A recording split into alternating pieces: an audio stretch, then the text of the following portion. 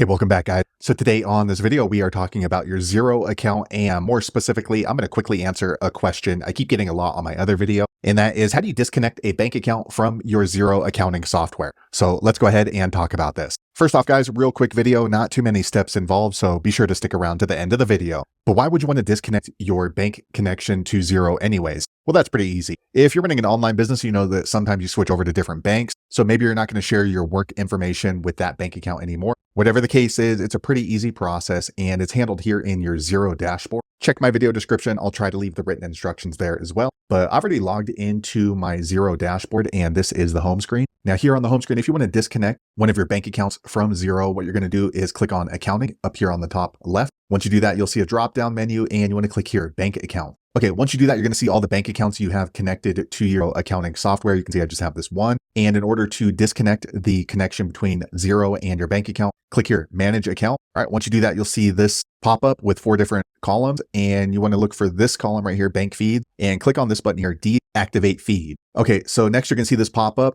It's a warning letting you know you're about to deactivate the bank feed. So when you deactivate, Xero is not going to be able to automatically import any kind of bank transaction. If you're okay with that, click on this red deactivate button. Okay, a quick second later, the page refreshes and you'll see this green pop up saying that bank has been deactivated. So there's no longer an automatic connection between Xero and that bank account. So you're going to need to manually enter any kind of transactions unless you reactivate that in the future. So there you have it, guys. If you're wondering how to deactivate a bank connection with your Xero accounting software, that's the easiest way I know how to do it. If you know an easier way, be sure to leave a comment below. Let the rest of us know how you did it. Hopefully you found that video useful. If so, click thumbs up or maybe consider subscribing to my channel, and I hope to see you on the next video. Thanks again for watching.